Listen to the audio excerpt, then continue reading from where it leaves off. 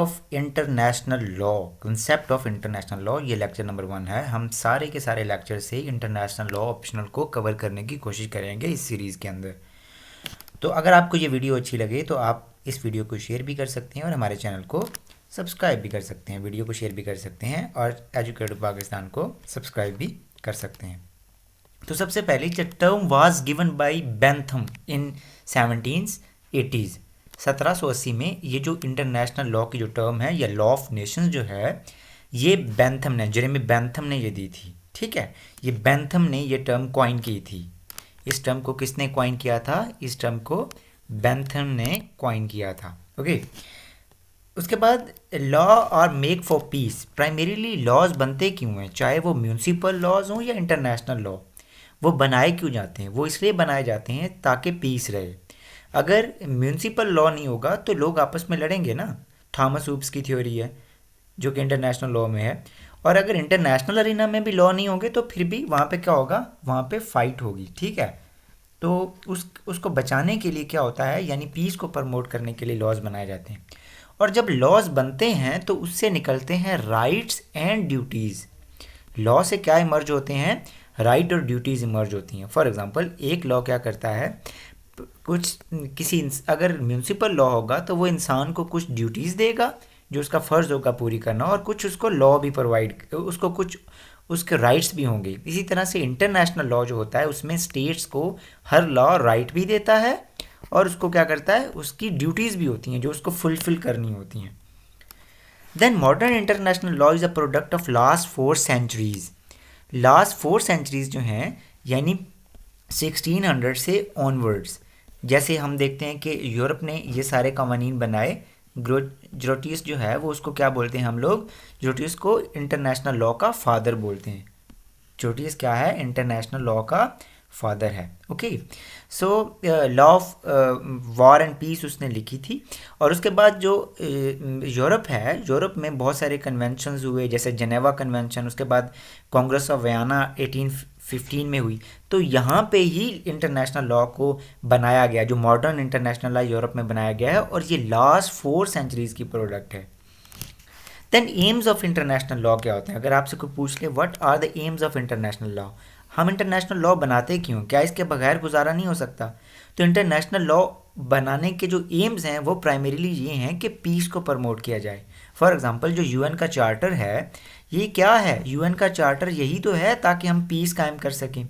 ठीक है, तो इसका मेन जो पर्पस होता है इंटरनेशनल लॉ बनाने का, वो क्या होता है? पीस होती है, ताकि दुनिया में पीस रहे, ताकि लड़ाई कम हो, ताकि लॉस ऑफ लाइफ कम हो। उसके बाद फ्रेंडली रिलेशनशिप्स को डेवलपमेंट की जाती है।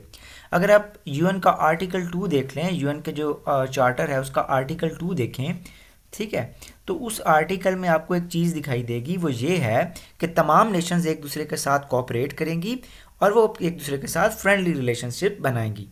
फिर उसके बाद प्रोवाइडिंग ह्यूमन राइट्स प्रोवाइड करना भी इंटरनेशनल लॉ का काम होता है। फॉर एग्जांपल, यूएन का जो डिक्लेरेशन हुआ था ह्यूमन राइट्स पे 1948 के अंदर, वो क्या है? वो सारी ह्यूमन राइट्स के बारे में ही तो बताता है कि इंसान को ये राइट है कि उसकी रिस्पेक्ट को कुछ ना कहा जाए, उसकी लाइफ को ना ख़त्म की जाए, उसको प्रॉपर्टी का राइट हो, उसको right to have a family हो। फिर सेल्फ डिटर्मिनेशन, जो कि यूएन के चार्टर के आर्टिकल 51 में लिखा हुआ है कि जितनी भी कॉलोनियलाइज्ड नेशन हैं जिनके ऊपर कॉलोनियाँ बनी हुई हैं, वो डीकोलोनाइजेशन होगी और डीकोलोनाइजेशन से सेल्फ डिटर्मिनेशन होगी। फिर उसके बाद रिनाउंस यूज़ ऑफ थ्रेट और फोर्स। फॉर एग्जांपल, हमने ये देखा कि 1928 के अंदर कैलग ब्रायंट जो था, कैलग ब्रायंट एक पैक्ट हुआ था, उसमें ये लिखा हुआ था कि यूज़ ऑफ फोर्स नहीं होगा, यानी कि कोई भी कंट्री अपनी जो वार है ना, वार को अपनी फॉरेन पॉलिसी या पॉलिसी में शामिल नहीं करेगा, यानी वार को वो खुद नहीं करेगा, तो वॉर्स ख़त्म की गई इस तरह से। इसी तरह से यूएन का चार्टर भी यूज़ ऑफ फोर्स को मना करता है। फिर use of peaceful methods to solve issues. For example, arbitration का मेथड आप यूज़ कर सकते हैं, इंटरनेशनल कोर्ट ऑफ जस्टिस का मेथड यूज़ कर सकते हैं, गुडविल ऑफिस का मेथड यूज़ कर सकते हैं, या फिर मीडिएशन का ज़रिए से आप क्या कर सकते हैं, किसी भी इश्यूज़ को सॉल्व कर सकते हैं, यानी पीसफुल तरीके से सॉल्व करना। ये सारे एम्स हैं, किसके एम्स हैं? ये इंटरनेशनल लॉ के एम्स हैं। आगे चलते हैं, अब हम देखते हैं डेफिनेशन। क्योंकि डेफिनेशंस भी ज़रूरी होती है ना, हमें डेफिनेशंस भी हैं इंटरनेशनल लॉ की। तो सबसे पहले ओपनहाइम के मुताबिक, प्रोफेसर एल ओपनहाइम के मुताबिक, लॉ ऑफ नेशन और international law is a name for a body of, यानी कि एक बॉडी, काफ़ी सारे कस्टमरी रूल्स, यानी जो कस्टम से मर्ज हुए हैं, इसको हम आगे देखेंगे कस्टमरी रूल्स क्या होते हैं, and conventional rules which are considered legally binding. ये क्या लिखा हुआ है, लीगली बाइंडिंग, यानी उनका ये लीगली यानी कानूनी तौर पे उन पे बाइंडिंग होता है। वो रूल्स हैं जो लीगली बाइंडिंग होते हैं, या कस्टमरी हो सकते हैं या कन्वेंशनल हो सकते हैं। किसके ऊपर, सिविलाइज स्टेट के ऊपर, सिविलाइज स्टेट के ऊपर, इन their intercourse with each other, जब वो एक दूसरे के साथ बातचीत करती हैं। तो ओपनहाइम के मुताबिक इंटरनेशनल लॉ क्या है, बॉडी ऑफ कस्टमरी और conventional rule which are considered legally binding by the civilise state in their intercourse with each other. उसके बाद जे एल ब्रायरली के मुताबिक, उनके मुताबिक क्या, द लॉ ऑफ नेशन और international law may be defined as the body of rules, यानी वही बॉडी ऑफ रूल्स, बहुत सारे rules and principles of action which are binding upon civilise state in their relation with one another. अब ये याद रहे कि इधर जो ओपनहाइमर है उसने कहा है कि ये जो कन्वेंशनल रूल्स हैं ये लीगली बाइंडिंग होते हैं, लेकिन यहाँ पे लीगल का यूज़ नहीं किया होगा, यहाँ पे वर्ड लीगल का यूज़ नहीं किया हुआ इस डेफिनेशन में। और अब एक और डेफिनेशन जिसको हम अगले लेक्चर में देखेंगे डिटेल के साथ, वो ये है ऑस्टन की डेफिनेशन है। ऑस्टन कहता है कि जो इंटरनेशनल लॉ है वो इंटरनेशनल लॉ एक पॉजिटिव इंटरनेशनल मोरालिटी है, यानी वो इंटरनेशनल लॉ को लॉ कंसीडर ही नहीं करता। वो क्या कह रहा है कि international law is a positive international morality. उम्मीद है आपको अच्छा लगा होगा। अब सारा लेक्चर लेने के बाद एंड के ऊपर आपको ये सवाल के जवाब देने ज़रूरी हैं। अब देखते हैं कि हम क्वेश्चंस कौन कौन से सॉल्व कर सकते हैं। पहला question, what is the aim of international law. What is the aim of international law, international law का एम क्या है। ठीक है, ये पहला क्वेश्चन है जिसका जवाब आपको आना चाहिए।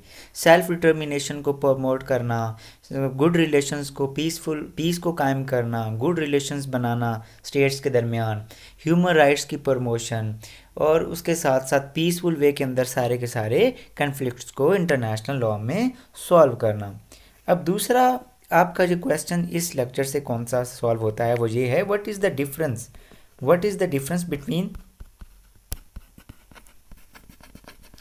between the definition of Austin and Oppenheim. Austin and Oppenheim की जो डेफिनेशन है उसमें क्या फ़र्क है, ये आपको आना ज़रूरी है। फिर write about two definitions of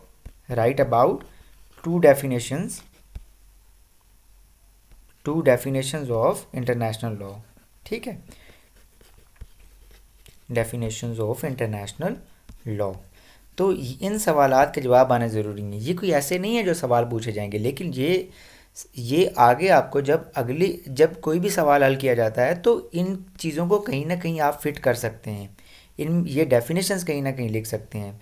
तो ये सवालात के जवाब आपसे कभी भी कोई पूछे तो ये आपको आने ज़रूरी हैं, क्योंकि जब कोई भी सवाल लिखा जाता है ना तो ये पुरानी चीज़ें उसमें डाल के एक अच्छा सा खूबसूरत जवाब पेश किया जाता है, इसलिए ये सारी चीज़ें आपको आनी ज़रूरी है। उसके बाद आपको ये भी याद रखना है कि इंटरनेशनल लॉ का फादर कौन है, ठीक है। और जो इसकी जो टर्म है ये कॉइन किसने की थी, जेरेमी बेंथम ने की थी। जेरेमी बेंथम ने इसकी टर्म को कॉइन किया था। ये सवालात के जवाब आने आपको ज़रूरी हैं।